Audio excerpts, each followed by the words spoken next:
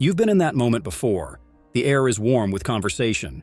There's laughter floating around the room, and she looks over at you with a spark you can't quite decode.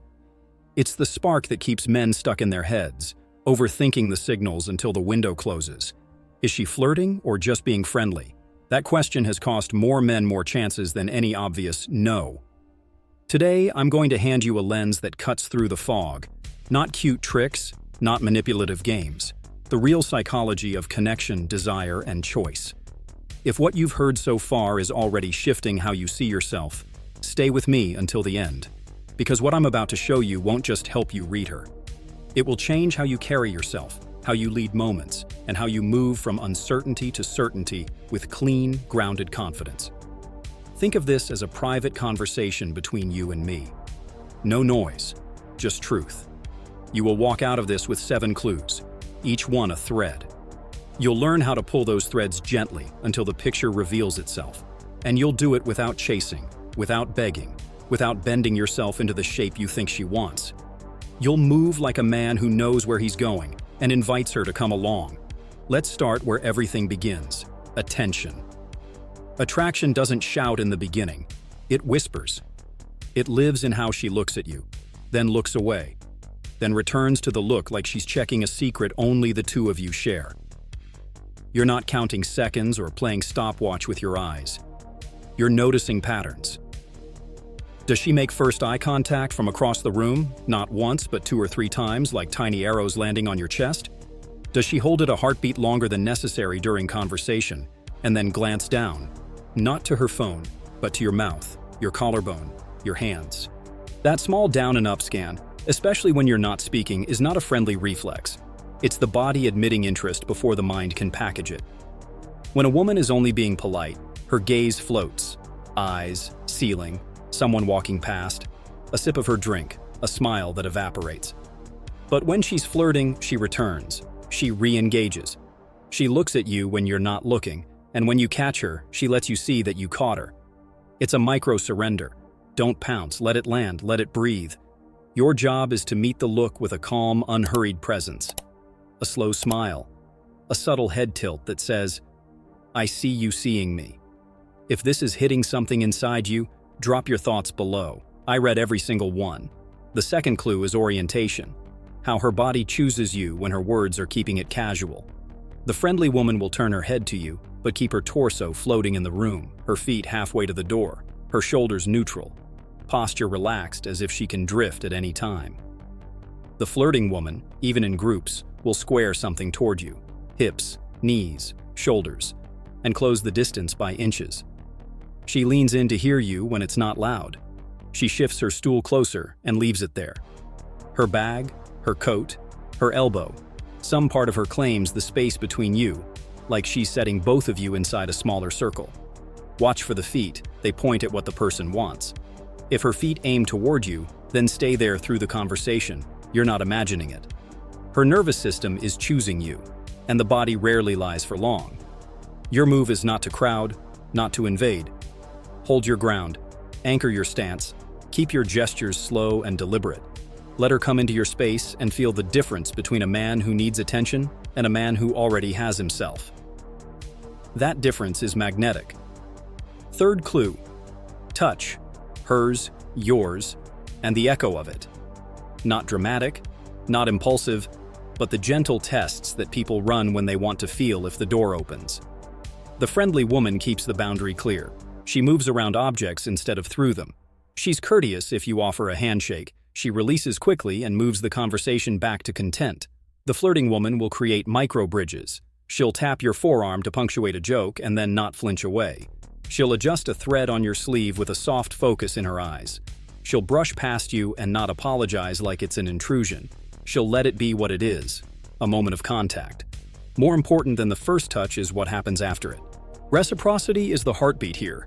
If you lightly touch her elbow to guide her around a corner and she smiles and moves closer rather than away, if you rest your hand briefly at the small of her back while stepping aside and she lingers in that closeness, that's not friendly. That's green light energy. If she touches you and then brings her hand back to her own body, but later returns to your space without prompting, that's a loop. You don't push these moments. You let them build. You match her pace. When in doubt, you slow down, not speed up. You lead with awareness, not hunger. Remember, flirtation is the dance of shared permission. The fourth clue is investment. Friendship is easy, light, surface level. Flirting carries weight. It costs something. When a woman is flirting, she invests attention, time, and curiosity into the space between you. She asks you personal questions that go beyond "what do you do?" She asks what you value, what you're building, what you're drawn to. She notices details, the way you roll your sleeves, the book in your bag, the scar on your knuckle. She doesn't just listen, she follows up. You said you run in the mornings. Do you actually like it, or is it torture? That follow-up is a tell. She remembers the hook and tugs on it later. She'll also volunteer details without being prompted. Family dynamics, an upcoming trip, the class she's nervous to try. Watch for emotional vulnerability in small doses. Not oversharing, but a hint that she wants you to see her, not a version of herself.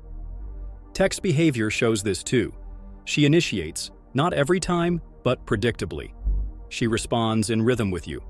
She pushes the conversation forward with a question, an inside joke, a meme that only the two of you would find funny. Investment is also logistical. If you propose a time and place, she gives you a real alternative when she's not free. Can't do Thursday, but what about Saturday afternoon? People make time for what matters. If she repeatedly pushes you to ambiguous sometime, she's not flirting, she's managing. Take the signal with composure and redirect your energy where it flows. Fifth clue, compliance. And I want you to hear that word correctly. This isn't about control, this is about alignment. When you set a light frame, let's grab a quick coffee near the park. I want to hear how that project turned out. Does she step into it? Does she follow your lead in small, respectful ways? In conversation, do your suggestions land? Let's sit over there where it's quieter. Watch how she responds. The friendly woman will often resist leading energy with polite deflections. She stays just outside your frame to keep the interaction neutral. The flirting woman lets you lead when it feels good to her, and she adds to it. She'll say, "Yes, and there's a bench with shade. Let's take that one." She doesn't let you do everything. She meets you. That's the key. You're not trying to carry her. You're seeing if she wants to walk with you. Teasing is part of this dance. If she teases you and watches your reaction like a cat playfully pawing, she's tracking your frame.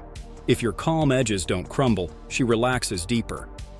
A friendly person will tease and then drift away. A flirting woman teases and then tethers to a plan, to time together, to a shared experience. The rule is simple. Lead with gentle clarity. Watch if she follows. Notice if she adds. If she adds, the door is open. The sixth clue is signal management, how she adjusts her own behavior to keep you in her orbit. Attraction expresses itself in subtle management of the environment. She positions herself where you can see her without chasing you. She enters conversations you're in under the pretense of talking to a mutual friend, but it always seems to happen near you. She notices when you talk to other women and responds with small calibrations, straightening her posture when you look over, laughing a bit louder, or circling back to reconnect without making it a scene. This isn't about drama, it's about presence. If she's flirting, she'll also guard the interaction from interruptions. She'll angle her body to block a talkative friend from pulling her away. She'll create a bubble even in a crowded room. Friendly women let the social tide move them without resistance. Flirting women subtly resist the tide to stay where the current feels good. Your role is to remain grounded. You acknowledge her signals without getting pulled into the need to display or make anyone jealous. When you hold center, you give her a safe field to step into. No performance needed, just two adults choosing each other in a public room. Seventh clue, future pacing. Friends live in the present. Flirting plants flags in the future. She imagines you in a scenario and checks if you fit. You'd love that food truck festival. They have the spiciest tacos. You should try that trail. I'll show you the lookout. Notice the possessive little, "I'll show you." That's not friendly. That's an invitation to enter her world. When you mention your routine, she locates herself inside it with casual ease. "I pass that area after work. I could swing by." She cedes time with you. You respond by making the smallest version of the plan concrete. Wednesday, 6:30, 20 minutes. Best taco wins. That boundary, time, place, purpose, transforms flirting into traction. If she's only being friendly, she'll float. She'll enjoy the idea, never lock it in, and keep the interaction as a pleasant possibility. Your job isn't to force commitment, it's to offer clarity and see whether she steps into it. This is the cleanest test you have. The future either forms around the energy or it doesn't. Respect the data either way. Now, it's not enough to know the clues. You need to know how to combine them into a reliable feel. Think in triads. 1 signal is interesting, 2 is promising, 3 is where you act. If she gives you the eye contact loop, the orientation pull, and the touch reciprocity, you move the story forward. You don't wait for a perfect moment because perfect moments are made, not found. You cut through with a simple, direct move. I enjoy talking to you. Let's step outside for a minute. Or, I want to continue this when it's just us. Saturday afternoon. Coffee and 10 minutes of your sharp opinions. That's not a question mark at the end of the sentence. It's a period with a slight smile. If she's flirting, her body will exhale in relief because you took the weight of indecision off the moment. If she's just being friendly, she'll protect the boundary quickly and clearly. Either outcome leaves your self-respect intact.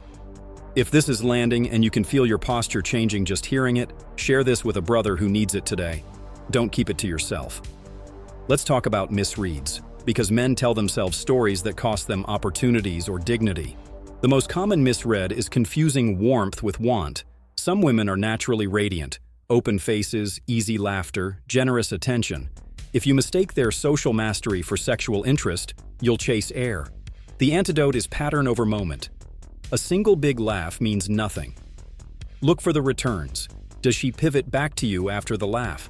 Does she remember lines of your story later? Does she create chances to connect again? Another misread, mistaking anxiety for attraction. A woman who is shy may avoid eye contact, fidget, or keep her distance. Gentle steps work here. Keep your voice low and steady. Give her space to come toward you slowly. If she takes the space, expands into it, and then closes, you had attraction underneath the shyness. If she uses the space to exit, you had friendliness or discomfort. Your sensitivity to that distinction is part of your strength. You lead, but you also listen. Calibration is king. You're not a statue, you're a tuning fork. At each stage, you test with small, respectful moves and see what resonance returns. Start with the eyes. Hold her gaze a breath longer than is strictly necessary and soften your face. If she holds, you hold. If she glances down, then back up. You stay present.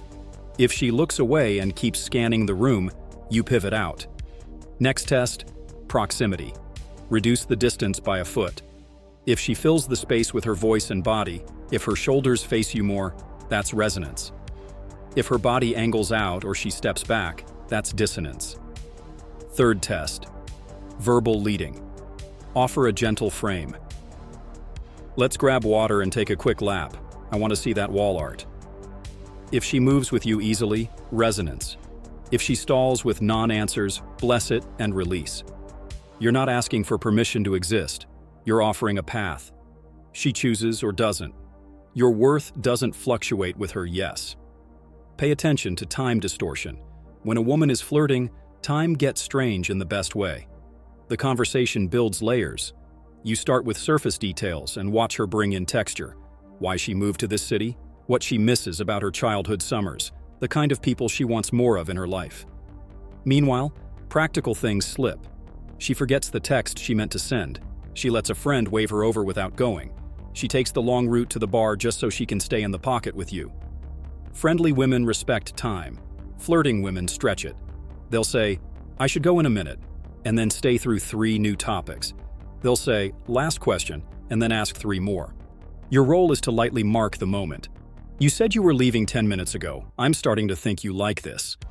You say it with a half smile, eyes steady, voice easy. It's not a trap. It's a mirror. When you mirror with care, people reveal themselves without feeling interrogated. Let's paint a few scenes so you can feel the difference in your body. Picture a cafe with late afternoon light. She's in line ahead of you. You make a small comment about the smell of cinnamon, and she laughs with genuine pleasure. She turns, eyes bright, then keeps her torso toward the counter while she chats. She pays, steps aside, and her gaze moves right past you to the window seats. Friendly. Now invert just one thing. Same moment. She turns fully. Her shoulder aligns with her hip toward you, and when she gets her drink, she doesn't drift away. She hovers 2 steps closer than she needs to, then asks you what you're working on. When you answer, she adds, "Tell me one interesting thing you learned today," like she's pulling a ribbon from your pocket. That's flirtation. Another scene. A party. You're in a small group. She laughs, touches your arm for a beat longer than punctuation, then lets her fingers slide off slowly. 15 minutes later, she reappears with, "You're the only person here who would get this," and shows you a photo of a ridiculous meme that references your earlier conversation. She is creating an inside line. That is investment plus touch plus future pacing in one move. You don't crowd it, you open it. Your trouble, come on, walk with me, 2 minutes. Your energy is playful, but your direction is firm. She wants to feel you steer. Here's a principle that will serve you for the rest of your life. Attention flows where leadership appears. Leadership doesn't mean dominance, it means clarity. Women are often scanning for clarity, not because they're indecisive, but because most men hesitate in the moments that count. When you sense the triad of signals, move. Don't ask. Do you maybe want to? Say, "I'm enjoying this. Let's continue it Thursday, 7 p.m., at that place with the outdoor patio." If she's flirting, she'll either say yes or counter with a real no, that's a yes. Thursday's tough, but Friday works. If she says, "I'll let you know," smile and free her. No need. If it works, text me. You protect your own frame without punishing her.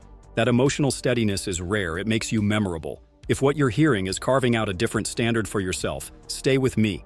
There's another layer most men never see. The layer is your internal state. You can't read signals accurately if your neediness distorts your lens. If you need her yes to validate your worth, you'll see yeses where there are none, and you'll ignore the beauty of clean no's. Reverse it. Start the night with a simple grounding practice. Feel your feet on the floor. Roll your shoulders back. Breathe into your diaphragm. Remind yourself, I don't chase attention. I create experiences. Your job is to craft a moment, a 60-second conversation that feels different from the rest of her day. When you set your intention on offering something, presence, humor, a small adventure, rather than extracting something, you become easy to say yes to. Women feel the difference. So do you. Your voice drops half an inch, your eyes relax. You stop selling and start selecting.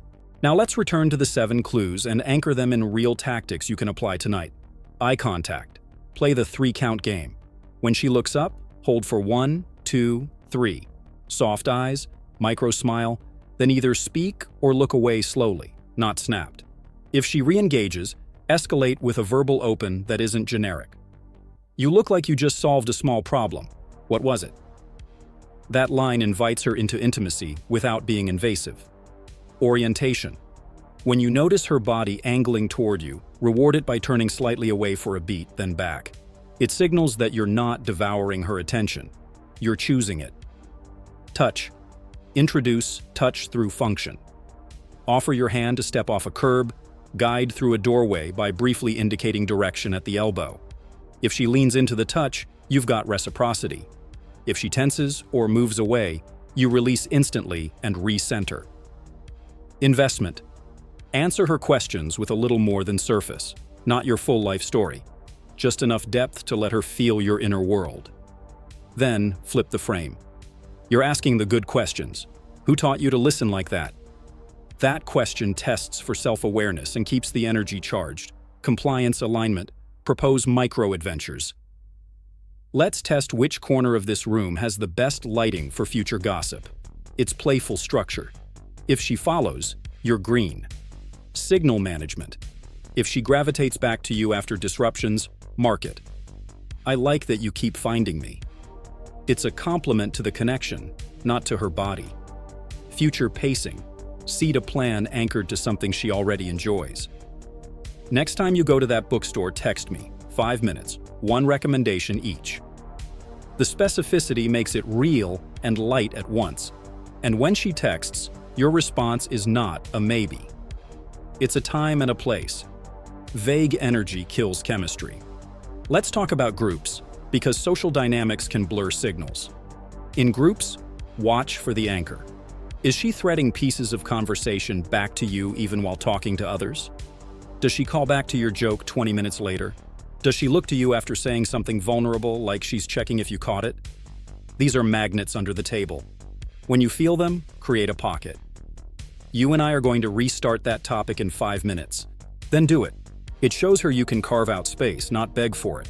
In groups, touch is replaced by micro-alignment, timing, rhythm, shared glances that punctuate other stories. If she gives you the glance and you ignore it because you're busy performing, you drop the thread. Cut the performance. Be the unhurried man who makes room for her signal to land. Work and professional spaces are where misreads can cost the most. Be sharper. In professional settings, women are often friendly by necessity. It doesn't mean more. The cues elevate only when the risk elevates. Investment will show up as consistent, unnecessary contact not tied to tasks. Orientation appears in repeated choices to sit near you when it's not required. Future pacing shifts from "we should" to "let's do." Not a work lunch, but a personal context. If you don't see 3 clear, independent signals, you keep it professional and you keep your dignity. There will always be another context better suited for romantic energy.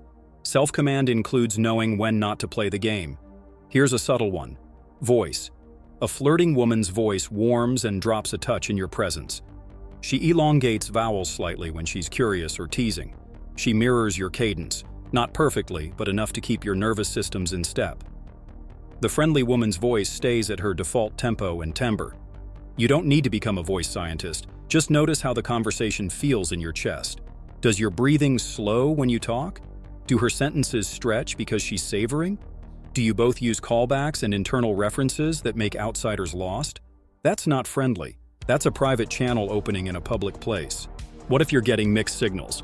One green, one red, one gray. You don't stew in confusion. You create clarity with a move that's easy to say no to. I like this. Walk with me to the corner. I'm grabbing a ride. It's small, time-bound, directional. If she says yes, the walk will answer your questions. If she says, "I'm going to stay," you release the moment like a gentleman. You don't take her no as a personal failure. You take it as sorting. The man who can sort without sulking is rare. Rarity is attractive.